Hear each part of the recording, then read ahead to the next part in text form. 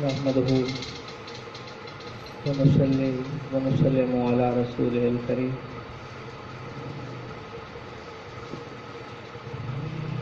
أما بعد فأعوذ بالله من الشيطان الرجيم بسم الله الرحمن الرحيم وإذا قيل لهم آمنوا كما آمن الناس آمنت بالله صدق الله العظيم وصدق رسوله النبي الكريم الأمين قال الله تبارك وتعالى في شان حبيبه مخبرا وعامرا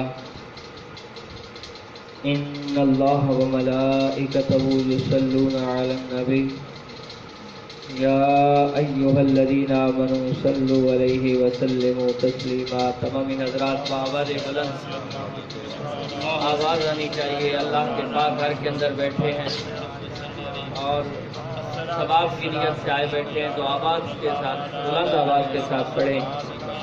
اللہم صلی علی سیدنا و مولانا محمد وعلی آلہ و اصحاب سیدنا و مولانا محمد مبارک وسلم وصلی علیہ. الصلاۃ والسلام علیک یا رسول اللہ وعلی آلک و اصحابک یا حبیب اللہ.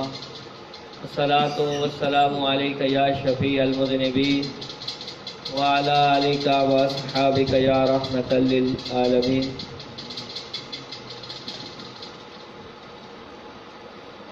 بعد الحمد والثناء نہایت ہی واجب الاحترام دوستو، بزرگوں، عزیز ساتھیوں،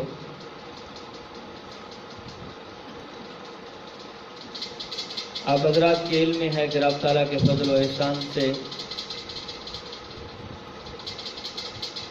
اس مرتبہ ہمارے شہر کے ائمہ مساجد نے مل کے محافل محرم کا انتظام کیا ہے اور رب کے فضل سے یہ ہمارے محافل محرم کی چھٹی محفل ہے.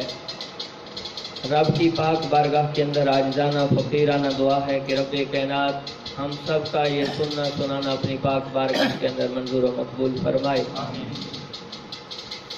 دوستان محترم، جس طرح کہ ہم نے ایک مختصر مگر ٹو دی پوائنٹ گفتگو کرنے کے لیے ایک ٹاپک لکھے تھے کہ جی فلاں موضوع پہ گفتگو کی جائے، تو آج میرا موضوع صفت رسول، ریحانت الرسول، جگر گوشہ رسول، جگر گوشہ حضرت بطول، حضرت امام حسن رضی اللہ تعالی عنہ ہیں.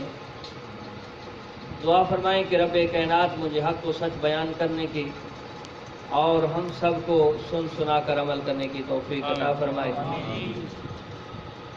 علی جناب کے سامنے میں نے اللہ رب العزت کی لاریب بیعیب کتاب قرآن مجید فرقان حمید برہان الرشید میں سے ایک آیت کریمہ کا مختصر سا حصہ تلاوت کرنے کا شرف حاصل کیا ہے. رب تعالی ہم سب کو قرآن پاک پڑھنے کی، پڑھ کے سمجھنے کی اور سمجھ کے عمل کرنے کی توفیق عطا فرمائے. عزیزان محترم، سورہ بقرہ جب شروع ہوتی ہے تو ابتدا کے اندر مومنوں کا ذکر ہے، پھر تین آیات کے اندر کافروں کا ذکر ہے، اس کے بعد 13 آیات منافقوں کے حوالے سے ہیں. یہ جو آیات کریمہ ہے اس کے اندر رب کائنات نے فرمایا اے حبیب ان سے کہہ دو کہ جو مومن کون ہے؟ جو اندر اور باہر سے ایمان کا اقرار کرنے والا ہے. اقرار باللسان و تصدیق بالقلب، کہ زبان کے ساتھ بھی اللہ رب العزت کی وحدانیت کا اقرار کرتا ہے اور دل کے ساتھ بھی اللہ رب العزت کی وحدانیت اور مصطفیٰ کریم علیہ الصلوۃ والسلام کی نبوت کا اقرار کرتا ہے. یہ مومن ہے. اس کی ضد، اس کا الٹ کافر جو دل و جان سے، دل اور زبان سے اسلام کا منکر ہے، کافر. لیکن ایک تیسرا طبقہ ہے جو ظاہراً منہ سے کہتا ہے کہ ہم مومن ہیں، لیکن دل سے جب کفار کے پاس بیٹھتے ہیں تو کہتے ہیں نہیں، ہم تو مذاق کرنے والے ہیں۔ لہذا منافق کافر سے زیادہ بدترین ہے۔ قرآن کہتا ہے ان المنافقین فی الدرک الاسفل، کہ یہ جو منافق ہیں یہ جہنم کے سب سے نچلے گڑھے میں ہوں گے۔ وجہ کیا ہے کہ یہ ظاہراً اسلام ظاہر کرتے ہیں، باطناً مشرکین کے پیروکار ہیں، ان کے مددگار ہیں۔ تو رب کائنات نے اپنے حبیب سے فرمایا اے حبیب ان سے کہہ دو وَإِذَا قِيلَ لَهُمْ آمِنُوا، کہ اے حبیب ان سے کہو، اور جب کہا جاتا ہے کیا کہا جاتا ہے کہ آمنو ایمان لاؤ۔ کس طرح ایمان لائے؟ آمن الناس، کہ جس طرح لوگ ایمان لائے ہیں۔ میں نے الناس پہ صرف مختصراً گفتگو کرنی ہے۔ شان حضرت امام حسن رضی اللہ تعالیٰ عنہ کے حوالے سے توجہ فرمائیں گے، انشاءاللہ مزہ بھی آئے گا، کہ اے کہنے والوں کے جو کہتے ہیں کہ ایمان لے آئے ہیں، ہم مومن ہیں، ہم مسلمانوں کی طرح ہیں، ہم اقرار وحدانیت بھی کرتے ہیں، اقرار نبوت بھی کرتے ہیں۔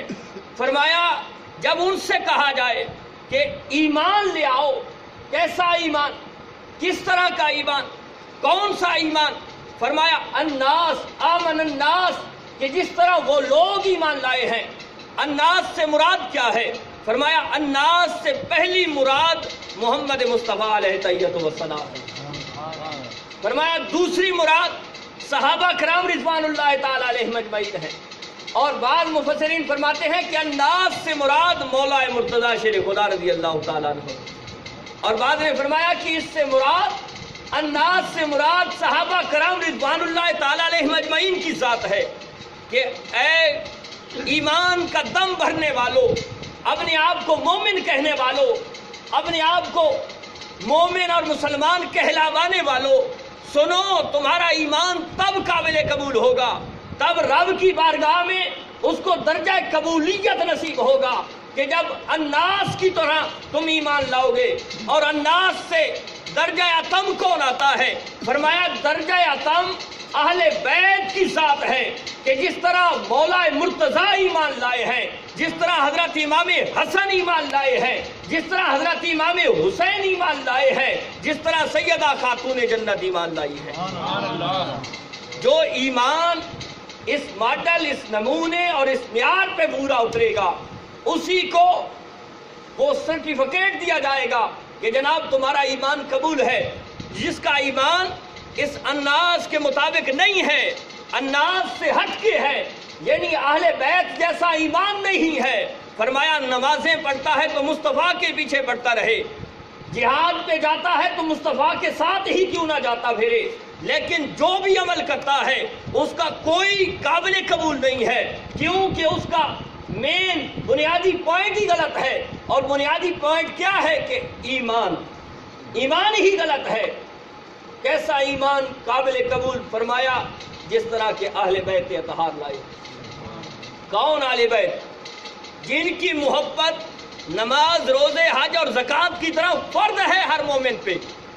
میں نے پچھلے ایک لیکچر میں کہا تھا کہ علی جناب کہ کوئی بندہ نمازیں پڑھتا ہے، روزے رکھتا ہے، حج اور زکوٰۃ بھی کرتا ہے، لیکن اہل بیت کے ساتھ محبت کا درجہ نہیں رکھتا، اہل بیت کے ساتھ مودت کا درجہ نہیں رکھتا، اہل بیت کو اپنے دل و جان سے نہیں تسلیم کرتا، جیسا بڑا نمازی ہی کیوں نہ ہو، جیسا بڑا حاجی ہی کیوں نہ ہو، جیسا بڑا سخی کیوں نہ ہو، کہ اس کے صدقہ خیرات پہ پورے شہر ہی کیوں نہ پڑ رہے ہوں، لیکن اگر اس کے دل کے اندر محبت رسول نہیں ہے، آقا کی اہل بیت کی محبت نہیں ہے، فرمایا نہ نماز قبول ہے، نہ روزہ قبول ہے، نہ حج قبول ہے، نہ زکوٰۃ قبول ہے، حتیٰ کہ جو بھی نیک عمل ہے کچھ بھی قبول نہیں ہے۔ نعرہ تکبیر، نعرہ رسالت، شان آل بیت۔ آواز آنی چاہیے۔ بڑی اچھی محفل ہماری سج چکی ہے، لیکن آپ کی داد چلتی رہی تو انشاءاللہ لطف آئے گا۔ میں چند گزارشات حضرت امام حسن کے حوالے سے،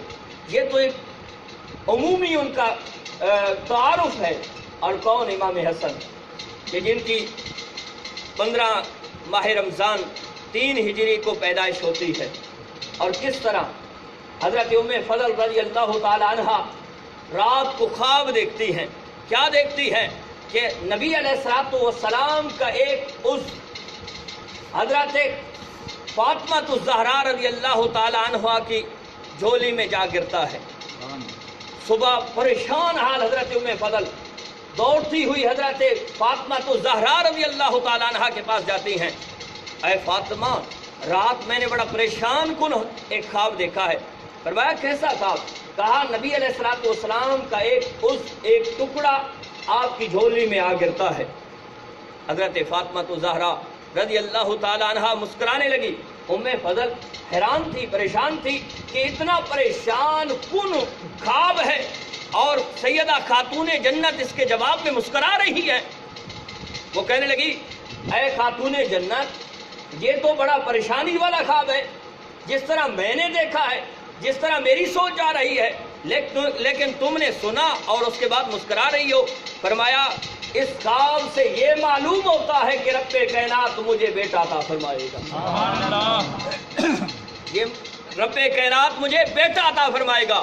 اور جب یہ خواب حضرت ام فضل خود نبی علیہ الصلوۃ والسلام کی پاک بارگاہ میں پھر عرض گزار ہوتی ہیں کہ یا رسول اللہ، یوں میں نے خواب دیکھا ہے، یوں سیدہ خاتون جنت کو بتایا ہے، یوں اس نے تعبیر فرمائی ہے، تو میرے مصطفیٰ نے فرمایا اے ام فضل، حقیقتاً یہی اس کی تعبیر ہے۔ واقعتاً حضرت خاتون جنت کی جھولی میں لال آنے والا ہے، جو اس کی جھولی میں آئے گا لیکن میرے اسلام کے جھنڈے کو لہرائے گا۔ سبحان اللہ۔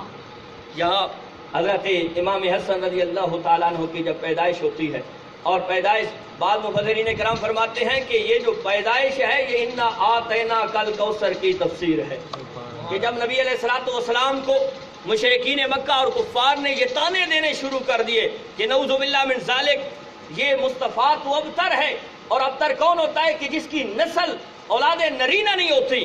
فرمایا رب کائنات نے بہت زیادہ جواب دیے ہیں، لیکن ایک پریکٹیکلی جواب یہ بھی ہے کہ جب حضرت امام حسن پیدا ہوئے تو فرمایا یہ دیکھو کون کہتا ہے کہ مصطفیٰ کی نسل نہیں چلے گی، یہ دیکھو حضرت امام حسن پیدا ہو چکے ہیں۔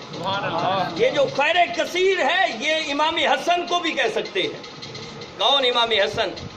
کہ جس کے بارے میں میرے مصطفیٰ کے بہت سارے فرامین موجود ہیں۔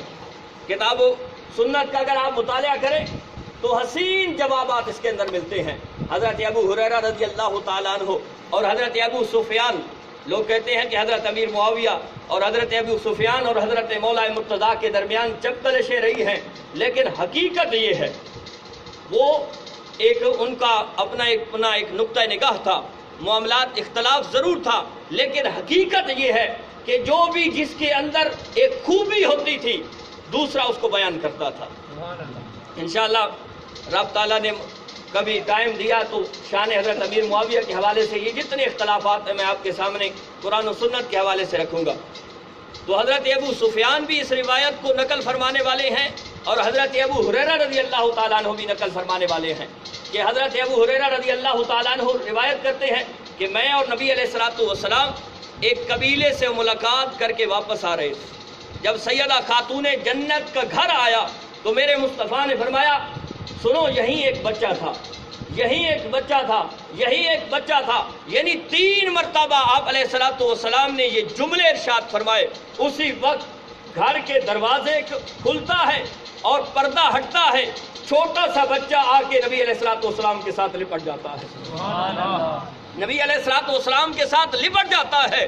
نبی علیہ الصلوۃ والسلام اٹھا کے سینے سے لگاتے ہیں، اور جو جملے نبی علیہ الصلوۃ والسلام نے اس وقت ارشاد فرمائے تھے حضرت ابو ہریرہ نے اپنے سینے کے اندر محفوظ رکھے، پھر اپنے شاگردوں کو بتائے، ان کے شاگردوں نے آگے بتایا، پھر حضرت امام بخاری نے اپنی کتاب صحیح بخاری کے اندر نقل کیا، اور بخاری سے چلتے چلتے آج ہم تک جا پہنچا ہے۔ اور کیا جملے تھے؟ حضرت ابو ہریرہ فرماتے ہیں کہ نبی علیہ الصلوۃ والسلام نے حضرت امام حسن کو اٹھا کے اپنے سینے سے لگایا، اور سینے پہ لگانے کے بعد فرمایا اللہم انی احبنی، اے مالک لم یزل میں اس سے محبت کرتا ہوں۔ فَأَحِبَّهُ مالک میں اس سے محبت کرتا ہوں، تو بھی اس سے محبت فرما۔ وَحَبِّبْ مَن يُحِبَّهُ مالک لم یزل ایک تو میں اس سے محبت کرتا ہوں اس لیے بھی تو اس سے محبت فرما، اور مالک لم یزل جو حسن سے پیار کرتا ہے تو اس سے محبت فرما۔ یہ حسن کا مقام ہے کہ نبی علیہ السلام، اور سنو آپ علماء سے سنتے ہیں اور اگر قرآن و حدیث کا مطالعہ کریں تو پتہ چلتا ہے، بڑی مشہور روایت ہے، علماء کئی مرتبہ بیان کر چکے ہیں کہ میرے مصطفیٰ کی بارگاہ میں حضرت عبداللہ بن عمر بن عاص آ کے بیٹھتے، جو بھی میرے مصطفیٰ لب کشائی فرماتے حضرت عبداللہ بن عمر بن عاص اس کو لکھ لیتے۔ کچھ قریشی نوجوانوں نے کہا اے عبداللہ تو کیا کام کرتا ہے؟ آقا کریم علیہ السلام کبھی جلال میں ہوتے ہیں کبھی جمال میں ہوتے ہیں، کوئی بات لکھنے والی ہوتی ہے کوئی نہیں لکھنے والی ہوتی، تو ہر بات کو لکھ لیتا ہے، نہ ایسا نہ کیا کر۔ دوسرے دن حضرت عبداللہ بن عمر بن عاص کو میرے مصطفیٰ نے دیکھا، ہاتھ میں قلم دبات نہیں ہے، لکھنے کے لیے کچھ بھی نہیں ہے، لکھنے کے تمام آلات موجود نہیں ہیں۔ فرمایا اے عبداللہ آج تو میری باتیں نہیں لکھ رہا۔ حضور کچھ قریشی جوانوں نے کہا ہے کہ آپ کبھی جلال میں ہوتے ہیں کبھی جمال میں ہوتے ہیں، کوئی بات لکھنے والی ہوتی ہے کوئی نہیں لکھنے والی ہوتی، آپ ہر بات نہ لکھا کرے، اس لیے آج سے میں نے یہ فیصلہ کر لیا کہ اب میں ہر بات نہیں لکھوں گا۔ تو میرے مصطفیٰ نے جو جواب دیا وہ جواب ذہن کے اندر رکھیں، پھر اس حدیث کو سنیں اور پھر اس حدیث کی آپ کو سمجھ بھی آئے گی اور دل کے اندر ٹھنڈک بھی پڑے گی کہ میرے مصطفیٰ نے فرمایا اے عبداللہ تو کہتا ہے کہ تجھے قریشیوں نے کہا ہے کہ کبھی میں جلال میں ہوتا ہوں کبھی میں جمال میں ہوتا ہوں، ہر بات لکھنے والی نہیں ہوتی۔ فرمایا اپنے منہ کی طرف اشارہ کر کے لا یخرج منہ الا الحق، اے عبداللہ سن اس منہ سے سوائے حق کے اور کچھ نکلتا ہی نہیں ہے۔ نعرہ تکبیر، نعرہ رسالت،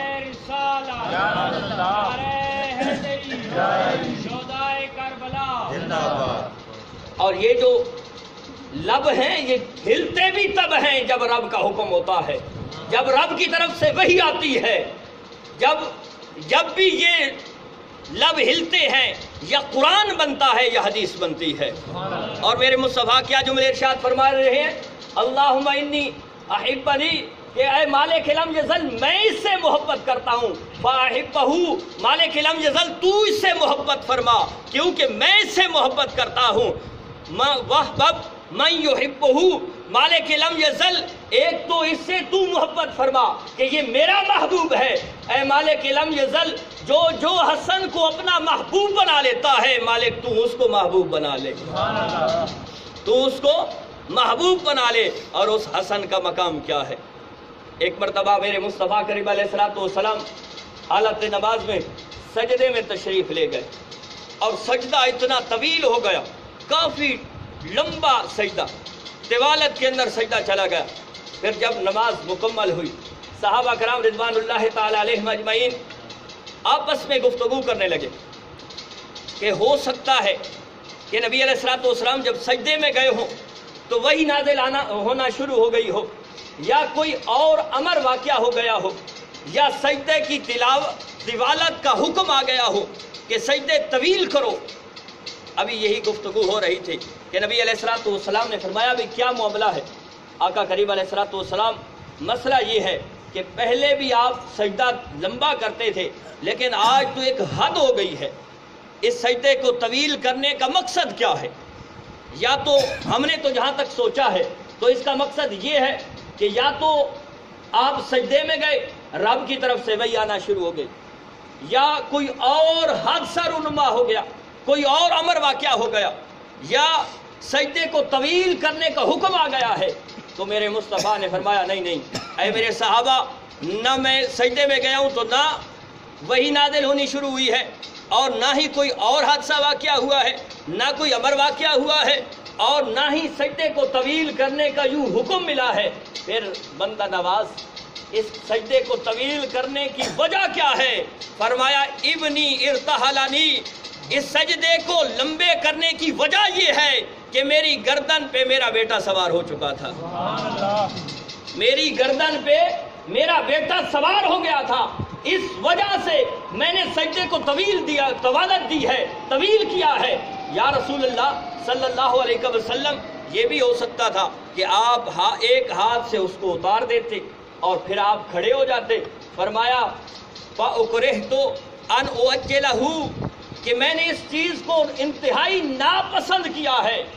کس چیز کو؟ کہ حتیٰ یقضی حاجتہ، کہ میں اس چیز کو انتہائی ناپسند کرتا ہوں کہ میرا بیٹا میری گردن پہ سوار ہو اور اس کا جی نہ بھرے اور میں اس کو اتار دوں۔ میں نے اس لیے سجدے کو طویل کیا ہے کہ جب تک وہ جی بھر کے وہاں کھیل نہیں لیتا، وہاں سے اس وقت تک میں اٹھتا نہیں ہوں۔ جب وہ کھیل کھیل کے تھک گیا، اس کی حاجت پوری ہو گئی، اس کی تمنا اور آرزو پوری ہو گئی، وہ خود بخود اتر گیا اور تب میں نے سجدے سے سر اٹھایا ہے۔ یہ کوئی عام روایت نہیں ہے، ترمذی کی روایت ہے، سیاستہ کی روایت ہے، کوئی منکر بھی نہیں ہو سکتا کیونکہ سیاستہ میں ہے اور سیاستہ کے تو سب قائل ہیں۔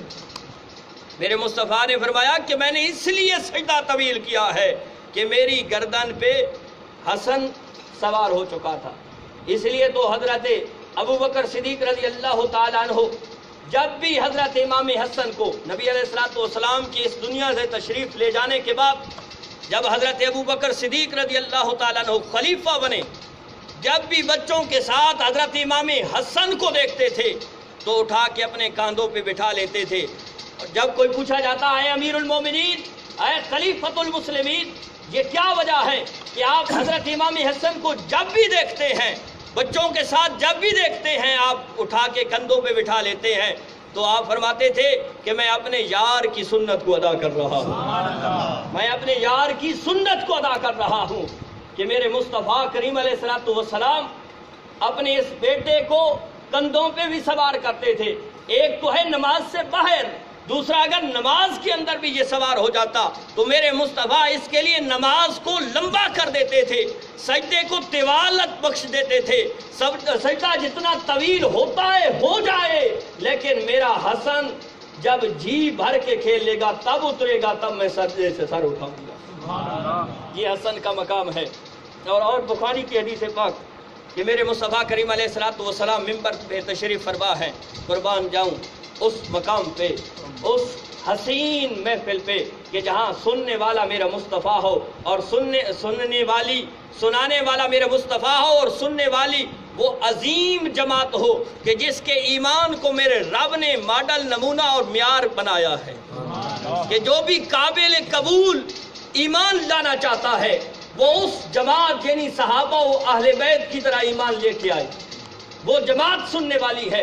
میرے مصطفیٰ کریم علیہ الصلوۃ والسلام ممبر پہ تشریف فرما ہے، دیکھا کہ حسن کی عمر چھوٹی عمر ہے، آپ آ رہے ہیں، جس طرح یہ آپ کی محفل جمی ہوئی ہے، یقیناً یہ محفل اس محفل کے برابر تو ہو نہیں سکتی، ٹھیک ہے، لیکن ایک خادم ہونے کے ناطے ہم ایک مثال کے طور پہ ہم ان کے، بلکہ ایک صحابی کی میں روایت پڑھ رہا تھا کہ وہ حدیث بیان کر رہے ہیں اور انہوں نے کہا کہ نبی علیہ الصلوۃ والسلام نے یوں انگلیاں اٹھائی ہیں، لیکن ساتھ بھی یہ فرمایا کہ یاد رکھنا یہ میری انگلیاں میرے مصطفیٰ کے برابر نہیں ہو سکتی۔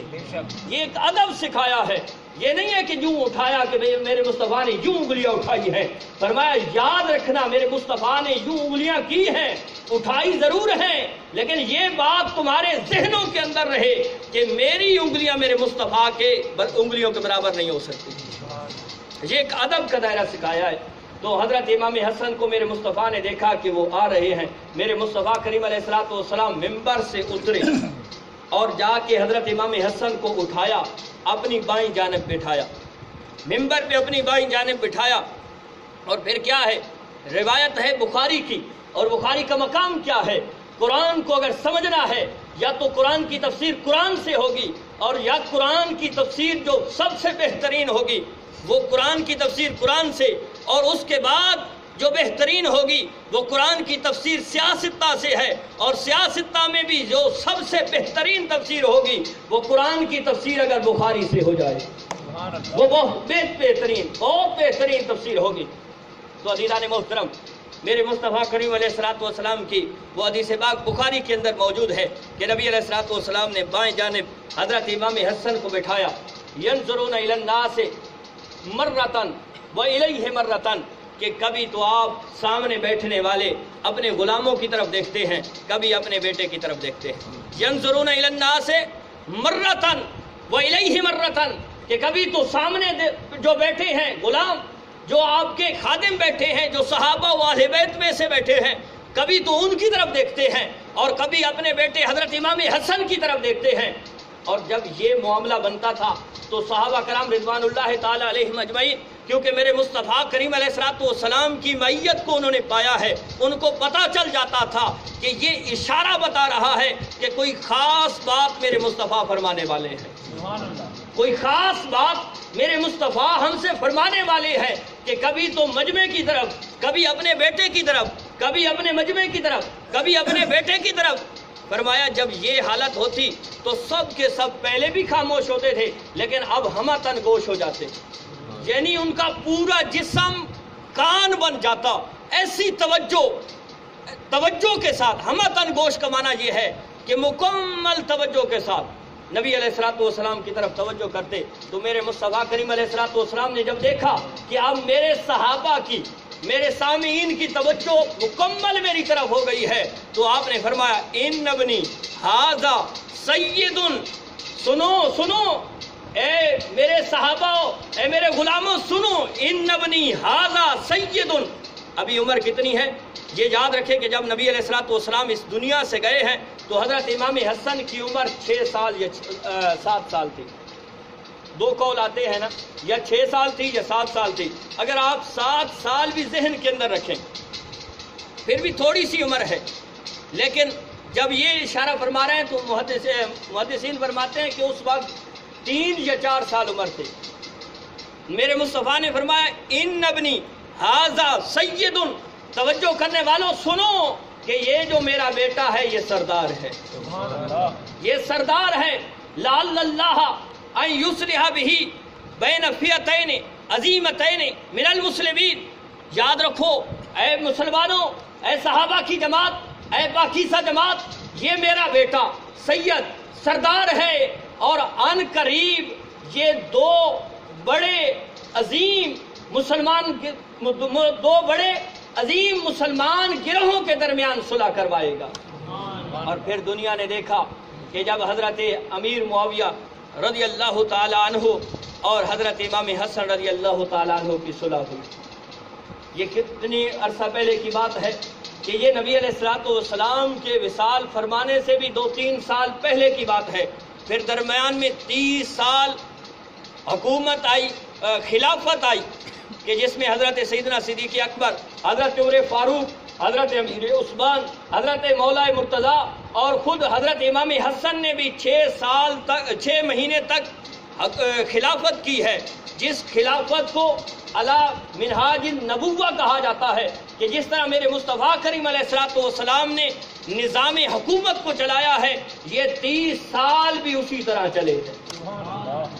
وہ حضرت امام حسن ابھی 3 یا 4 سال کی عمر ہے، لیکن میرے مصطفیٰ فرما رہے ہیں کہ یاد رکھو مسلمانوں، یہ میرا بیٹا سردار ہے، اور ایسا سردار ہے کہ جو ان قریب 2 بڑے عظیم گروہ اور کوئی کافر مشرک، بعض کہتے ہیں کہ نعوذ باللہ من ذالک، حضرت امیر معاویہ رضی اللہ تعالیٰ عنہ کا گروہ باغی ہونے کی وجہ سے کافر ہو گیا، نعوذ باللہ من ذالک۔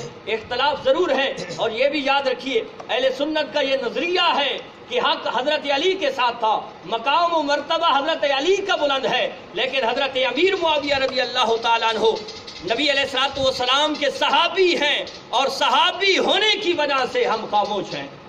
کوئی بندہ ان پہ تان و تشنیع نہ کرے، بلکہ ہمارے استاد محترم فرمایا کرتے تھے کہ بعد میں آنے والا تابعی کیوں نہ ہو، تبع تابعین میں سے کیوں نہ ہو، مشائخ اور علماء میں سے کیوں نہ ہو، غوث اور کتب میں سے کیوں نہ ہو، جتنا بڑا شیخ الحدیث اور شیخ التفسیر کیوں نہ ہو، جتنا بڑا شیخ الفقہ اور امام المناطق کیوں نہ ہو، وہ سیدنا حضرت امیر معاویہ کے قدموں کے ساتھ لگنے والی مٹی تک بھی نہیں پہنچ سکتا۔ یعنی حضرت امیر معاویہ کا اتنا مقام ہے۔ یہ الگ بات ہے کہ حضرت مولا مرتضیٰ کا مقام حضرت امیر معاویہ سے بھی بہت زیادہ بلند ہے۔ تو عزیزان محترم، میرے مصطفیٰ نے فرمایا کہ یہ میرا بیٹا 2 عظیم مسلمان گروہوں کے درمیان صلح کرائے گا۔ اور پھر دنیا نے دیکھا، چشم دنیا نے دیکھا کہ حضرت امام حسن نے खिलाफत हज़रत अमीर मुआविया के हवाले कर दी और मुसलमानों के दो बड़े गिरोहों के दरमियान सुलह हो। ये हैं हज़रत इमाम हसन। और क्या हज़रत इमाम हसन के हवाले से मैं गुजारिश करूं कि हज़रत फातिमा ज़हरा रज़ी अल्लाह ताला अन्हा मेरे मुस्तफ़ा की बारगाह में आती हैं और आके अर्ज़ करती हैं, या रसूल अल्लाह सल्लल्लाहु अलैहि वसल्लम, आए अब्बा जी मेरे इन दो शहजादों को कुछ अता फरमाए। काबिल तवज्जो बात है, बहुत सारे मसाइल को हल करने वाली बात है। या रसूल अल्लाह, ऐ मेरे अब्बा जी अपने इन दो नवासों को कुछ अता करें।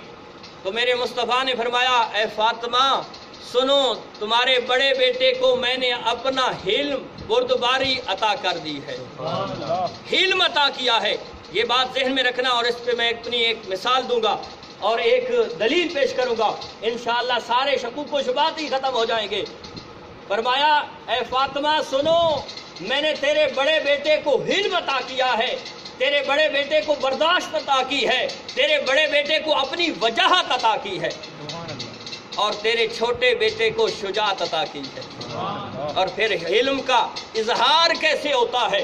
आपने तारीख और उलमा से सुना होगा कि जब हज़रत मौला मुर्तदा हज़रत अली जुल मुर्तदा शेर खुदा रज़ी अल्लाह ताला अन्हु खलीफा बनते हैं तो आप दारुल हुकूमत कूफा को बना लेते हैं, दारुल खिलाफा कूफा को बना लेते हैं।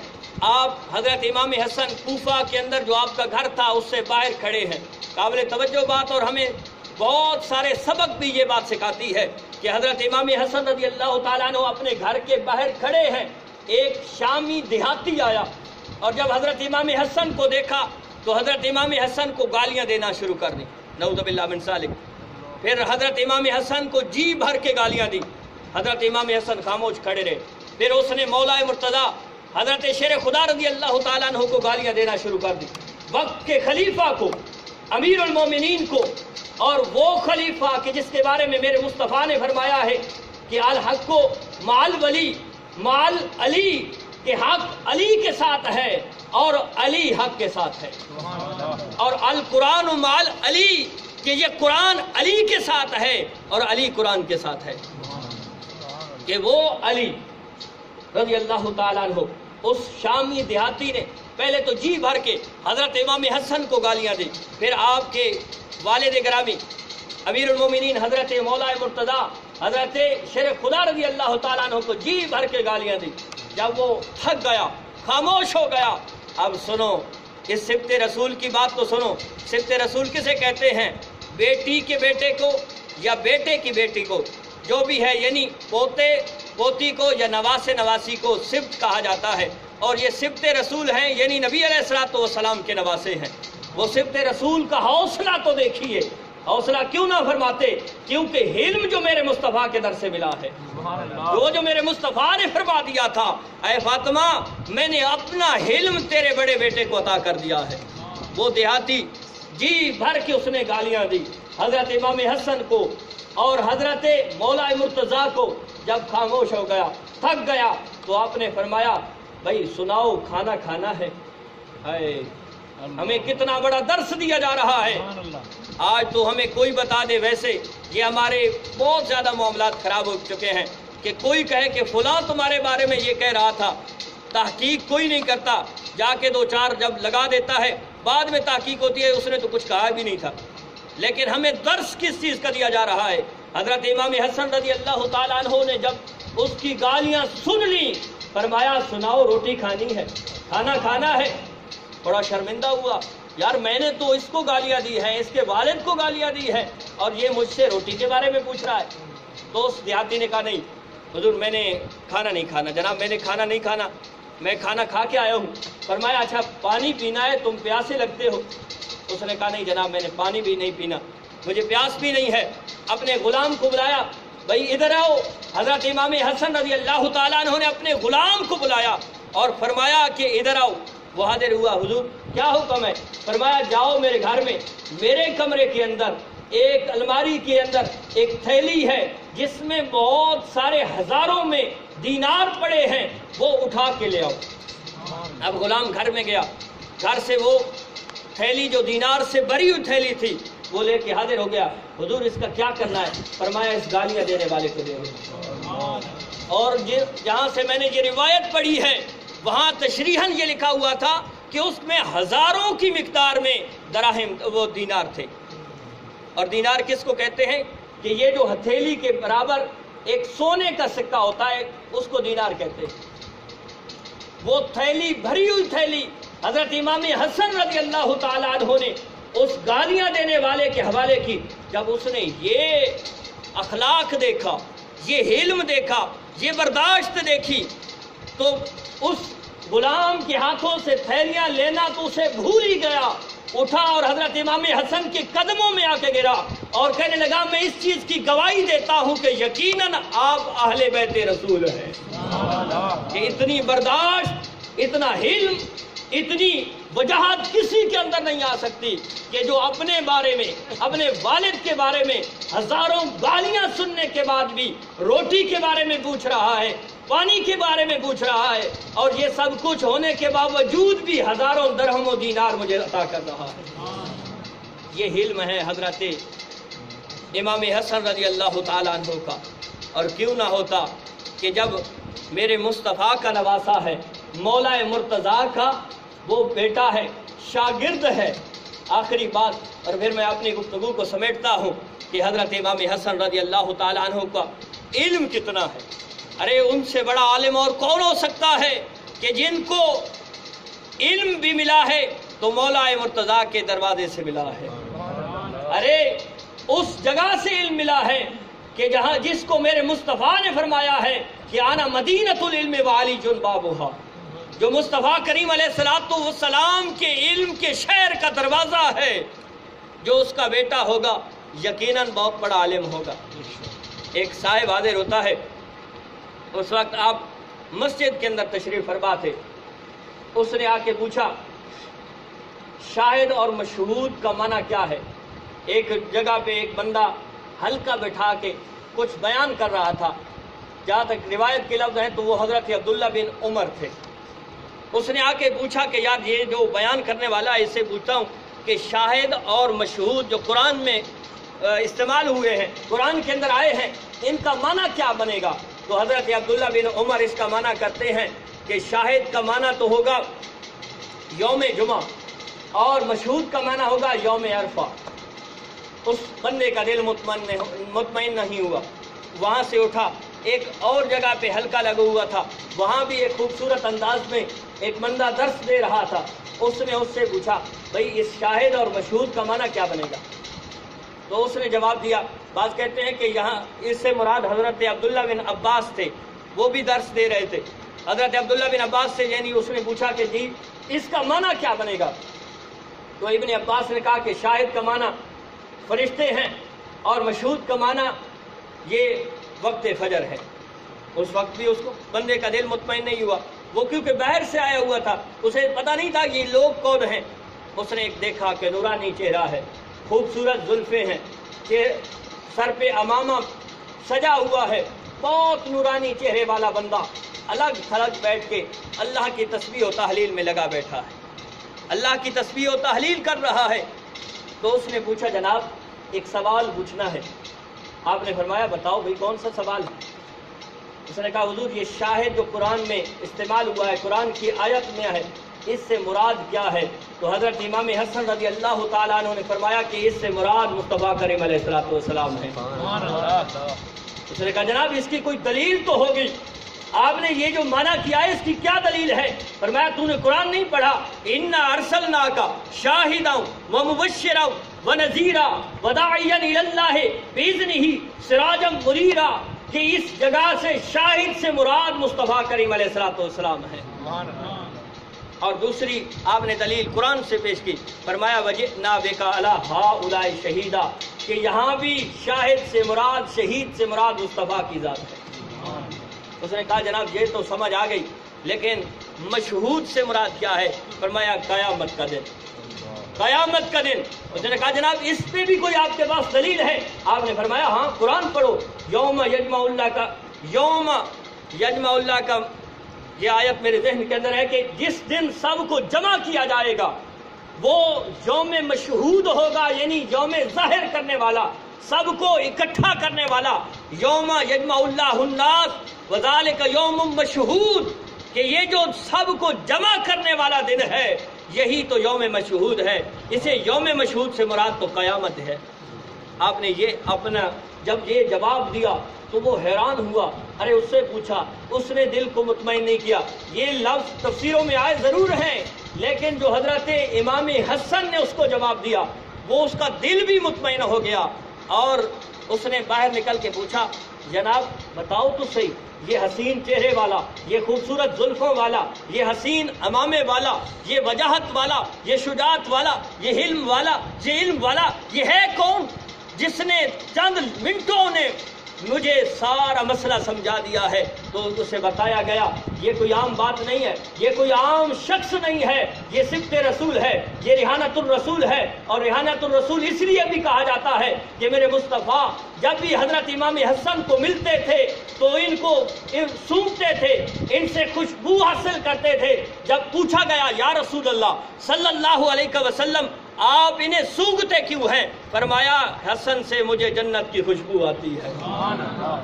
عزیزان محترم، وہ ذات ویسے بھی حضرت امام حسن پہ تحریراً یا تقریراً بہت کم کام ہوا ہے۔ حضرت امام حسن، حضرت مولا مرتضیٰ سیدہ خاتون جنت کی نسبت حضرت امام حسن پہ بہت کم کلام کیا گیا ہے۔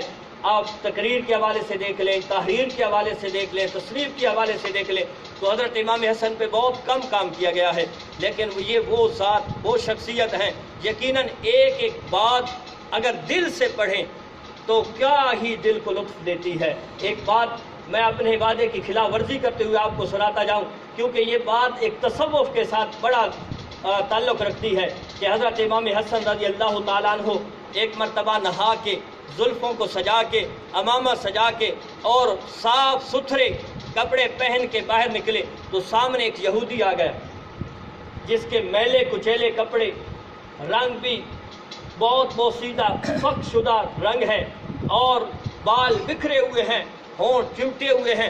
اس نے کہا جناب آپ کے نانا کی روایت ہے الدنیا سجن المؤمن و جنت الکافر، کہ یہ دنیا مومن کے لیے قید خانہ ہے اور کافر کے لیے جنت ہے، لیکن آپ کو میں دیکھ رہا ہوں کہ آپ نے حسین لباس پہنا ہوا ہے، خوبصورت امامہ سجایا ہوا ہے، یہ آپ کی زلفیں جن پہ تیل لگا ہوا ہے، یہ چہرہ بہت زیادہ چمک رہا ہے، آپ نے تو اس دنیا کو اپنے لیے جنت بنا رکھا ہے۔ میرا حال دیکھیں، میرے کپڑے بوسیدہ ہیں، میلے کچیلے ہیں، میرے چہرے کی طرف دیکھیے، بھوکا ہوں، میرے پاس کوئی مال بھی نہیں ہے کہ میں کچھ کھا سکوں۔ اب دیکھیں کہ یہ آپ کے لیے تو جنت ثابت ہو رہی ہے اور میرے لیے یہ قید خانہ ثابت ہو رہی ہے۔ تو حضرت امام حسن نے جو خوبصورت جواب دیا ہے قابل توجہ، آپ نے فرمایا سن کہ یہ جو رب تعالیٰ کے فضل سے مجھے جنت ملنی ہے، اس جنت کی نعمتیں جتنی ہوتی ہیں ان نعمتوں کے مطابق، ان نعمتوں کے مقابل، ان نعمتوں کے برابر یہ دنیا تو دیکھو تو میرے لیے قید خانہ نظر آتی ہے، یہ دنیا تو میرے لیے قید خانہ نظر آتی ہے۔ آپ سنیں کہ جن کو جنتی جوانوں کا سردار کہا گیا ہے، کیونکہ جنت کے اندر جو بھی جائے گا، چاہے کوئی بچہ ہے چاہے کوئی بوڑھا ہے، تو اس نے تو جنت میں جوان ہو جانا ہے، اور پھر جوانوں کا، جنتی جوانوں کا جو سردار ہوں گے اس کا مقام کتنا ہوگا، مرتبہ کتنا ہوگا، ان کے محلات کیسے ہوں گے، ان محلات، جنت کے محلات میں کیسے کیسی نظام اور خوبصورتیاں ہوں گی۔ فرمایا سن، جس طرح رب کے فضل سے مجھے جنت ملنی ہے، اس جنت کا مقابلہ اگر اس دنیا کے نعمتوں سے کیا جائے تو دیکھو تو میرے لیے یہ دنیا قید خانہ نظر آتی ہے۔ اور تم نے کہا ہے کہ یہ میرے لیے قید خانہ ہے، یعنی وہ یہودی جس نے کہا تھا کہ میرے لیے قید خانہ ہے، سن تو یہودی ہے اور تجھے جو جہنم کا عذاب ملنا ہے، تمہارے لیے جو جہنم کا عذاب تیار کیا گیا ہے، اس عذاب کو دیکھو اور اس عذاب اور اس دنیا کے عذاب کو آپس میں مقابلہ کرو، تناقض ظاہر کرو، تو یہ جو جہنم کا عذاب تمہیں ملنا ہے اس سے تو کہیں زیادہ تمہیں اس دنیا کے اندر راحت مل چکی ہے۔ یعنی جیسی تم پہ قید خانہ ہونا تھا ویسے تو قید خانہ نہیں ہے، اور جس طرح ہمیں نعمتیں ملنی چاہیے ویسے تو ہم نے نہیں ملی، لیکن یاد رکھو حضرت امام حسن رضی اللہ تعالیٰ عنہ کو بہت بڑا مقام ہے۔ آپ کو 5 مرتبہ زہر دیا گیا لیکن آپ بچ گئے، آخر آپ کو انتہائی شدید قسم کا زہر دیا گیا، اور جب آپ کو زہر کی وجہ سے آپ کے جگر کے بہت زیادہ ٹکڑے ہو گئے تو حضرت امام حسین رضی اللہ تعالیٰ عنہ نے ہاتھ جوڑ کے کہا بھائی جان یہ تو بتاتے جائیں کہ مجھے آپ کو کس نے یہ زہر دیا ہے۔ حضرت امام حسن کا حوصلہ تو دیکھیے، ہمت تو دیکھیے، علم تو دیکھیے، برداشت تو دیکھیے۔ فرمایا نہیں، بس اس کو حسین اس چیز کو رہنے دو۔ اسی وجہ سے زہر کی وجہ سے آپ دنیا سے رحلت فرما گئے، اور یہ ہمیں سبق بھی ہے۔ بعض بندے ممبر پہ آ کے بیٹھ کے کبھی کس کا نام لیتے ہیں کہ اس نے زہر دیا تھا، کبھی کس کا نام لیتے ہیں، بعد حتیٰ کہ حضرت امام حسن کی ایک بیوی کا نام بھی لیتے ہیں کہ اس نے حضرت امام حسن کو زہر دیا تھا۔ تو بھائی جب حضرت امام حسن نے زہر دینے والے کا نام ظاہر نہیں کیا، آپ اور میں کون ہیں جو مینشن کرتے پھریں کہ فلاں نے دیا ہے، فلاں نے دیا، یہ ہمیں کوئی حق حاصل نہیں ہے۔ تو عزیزان محترم، رب کی بارگاہ کے اندر عاجزانہ فقیرانہ دعا ہے، رب کائنات ہم سب کو اہل بیت اطہار کے ساتھ کما حق کو محبت کرنے کی توفیق عطا فرمائے، ان کی نقش قدم پہ چلنے کی توفیق عطا فرمائے، اور ان کی محبت میں زندگی گزارنے کی، اور ان کی محبت میں ہمیں موت نصیب فرمائے۔ وآخر دعوانا ان الحمدللہ رب العالمین۔